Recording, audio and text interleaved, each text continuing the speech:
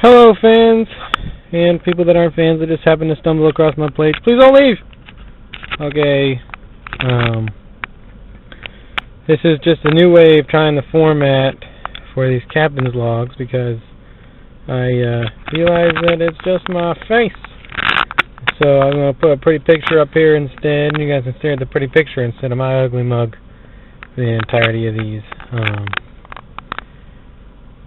Yeah, so this is for those of you that are new to this.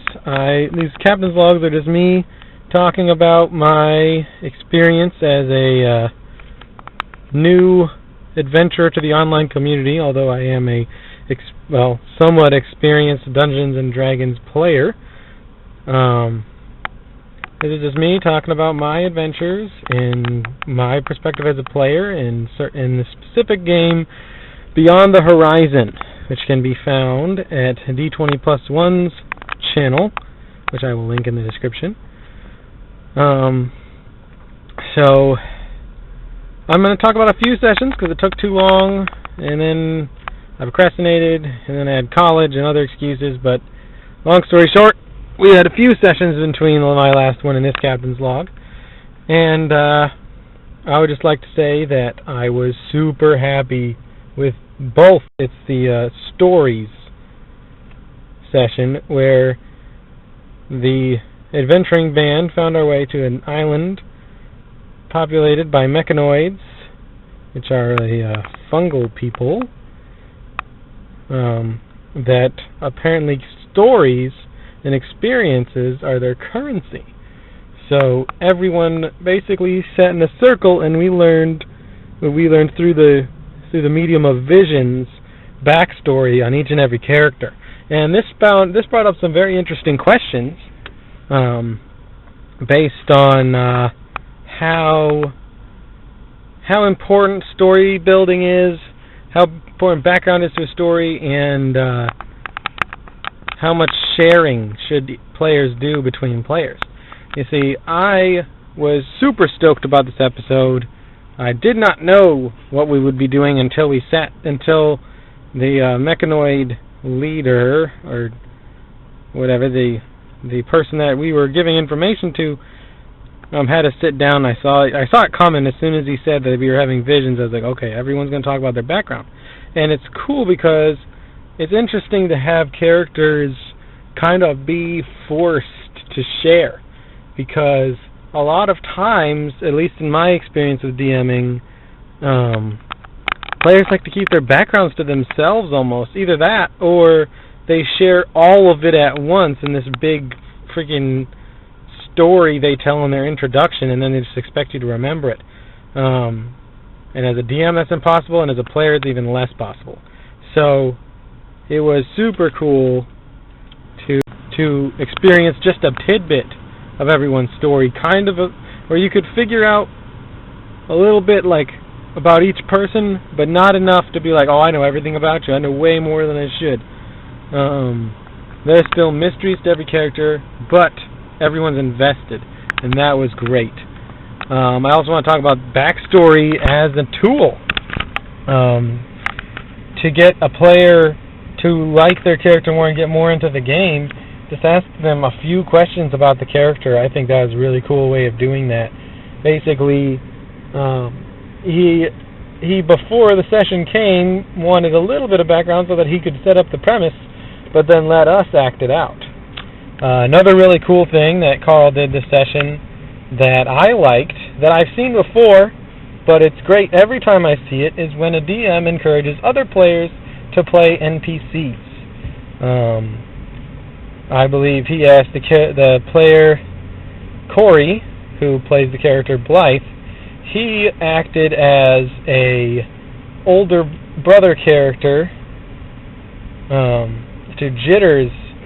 I cannot remember the player's name, but Jitters' backstory, he played the older brother for her, and then when it came to his backstory, we had the gentleman that plays Mogzo played a privateer that they were trying to pirate, and I played a henchman, and I added some, colorful comic relief to that situation, which was really fun. I really like playing as many characters as I can, so it was definitely enjoyable for me to play some other characters.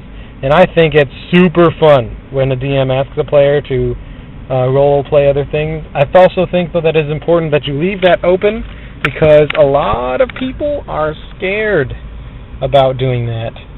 So I like that Carl left it open. He said, anyone that would like to play a character, let me know. Because instead of saying, hey, you, how about you be her brother, and that's just that. Because then what if he didn't want to, or what if he does it wrong, or what if he would, there's a lot of anxiety for some people there. Even though they are playing a role-playing game, it's easier for them to play a character that they created.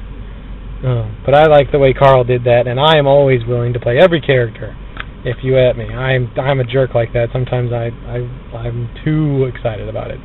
I would also like to talk about the next session where we talked about combat for the first time, and I really got to learn a little bit more. I got to go into what my character is like in combat, and I tried to embody the idea that combat to him is a game, because he's a fun-loving spirit. That's part of how his character is. So it came out a little sadistic, and I will work on that. But the whole idea is that the only way you can get through the traumatic experience is that it's a game. And I think I'm going to be able to balance that next time by showing a little bit more of the trauma of him realizing what he's done, because he's going to be kind of a vengeful paladin, but he can't. He's definitely going to be He's going to be more lighthearted in the future than he was now. He's going to learn his lesson as he reflects on his ruthless deeds. I also want to talk about improvising with magic weapons. I think that was a super great part of the game where Carl gave me an opportunity as the player to utilize a everlasting water tankard to put out a fire on the ship by squeezing it and turning it essentially into a fire hose. Then I took it a step further, a little bit insane, and used it to turn a small dinghy into a speedboat.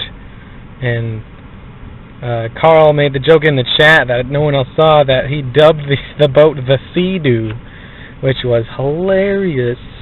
And long story short, we rammed a goblin ship with this dinghy motorboat contraption, and then I turned it into a makeshift jetpack, and I used the 20 that I had earned by taking a 1 earlier in the counter to use it to not die, and then roll the regular hit against this goblin brute that we were fighting.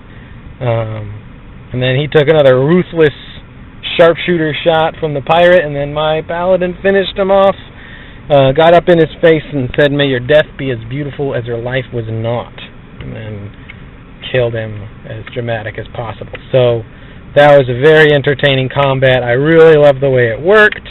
The ship-to-ship combat portion where we were throwing these like magical cannonballs was entertaining and interesting. Super fun. I felt like everyone got to be creative. I personally feel like I have a tendency to steamroll people, so I'm always worried about that. I feel like I did it a little bit this time, but I hope I didn't do it too much. Anyone that watches can say in the comments whether they think what I could do to tone it down a little bit. And that's something that I would like to ask, actually. If anyone has any tips on how to how do I know when I'm hogging the space? Because any tips I get about that will help. Just how do I know that it's time to let it go? Alright, well that's going to be all for this Captain's Log. Thank you everyone for listening and watching this brilliant logo that I created using Microsoft Paint. Let me know what you think in the comments. Like and subscribe, please. That would be great. See you all next time, and until next time, eat more eggs.